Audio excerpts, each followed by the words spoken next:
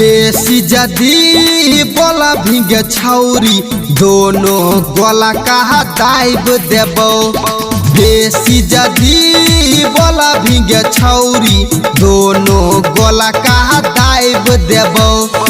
उठाई लेबो तोरा गोदी में, उठाई लेबो तोरा गोदी में, होठवा में दांत तोरा काट लेबो।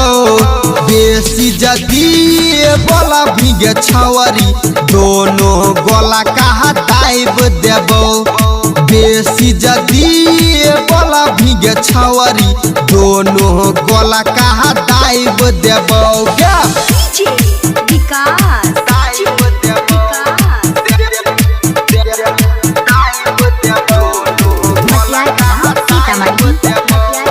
Mix by Balabhadra Singh. शहर से तू आइल छी मारै छी सन गे। गाँव देहात में छोट कपड़ा से लूटी ले तो धन गे।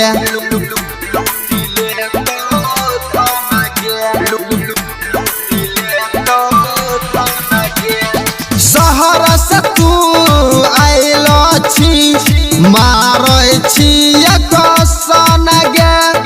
गाँव देहात में छोट कपड़ा से लूटी ले तो धन गे। झड़ जैतो शहर वाला गरमी हम जब तोरा चाय लेबो। झड़ जैतो शहर वाला गरमी हम जब तोरा चाय लेबो।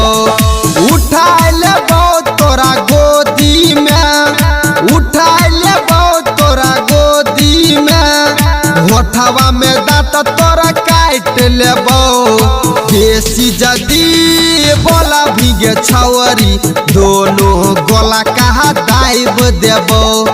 बेसी जदी बोला भिंगे छौरी दोनों गोला कहा दाइब देबो। गे विकास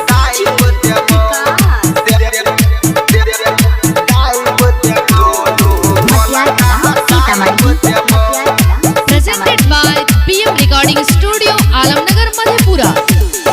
राइटर राजू बनसी से रही है छौरी बच गे।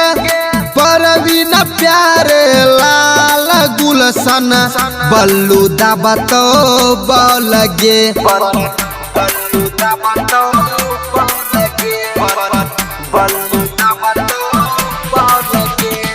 राइटर राजू बनसी से रही है छौरी बच गे। परवीन प्यारे लाल गुलशन बल्लू दाबत बल गे। एक बेर मौका देबही त सुन देह में गरमी लाइब देबो। एक बेर मौका देबही त सुन देह में गरमी लाइब देबो। उठाई लेबो तोरा गोदी में, उठाई लेबो तोरा गोदी में, होठवा में दांत तोरा काट लेबो। बेसी जदी बोला भिंगे छौरी दोनों गोला कहा दाइब देबो। बेसी जदी बोला भिंगे छौरी दोनों गोला कहा दाइब देबो। गे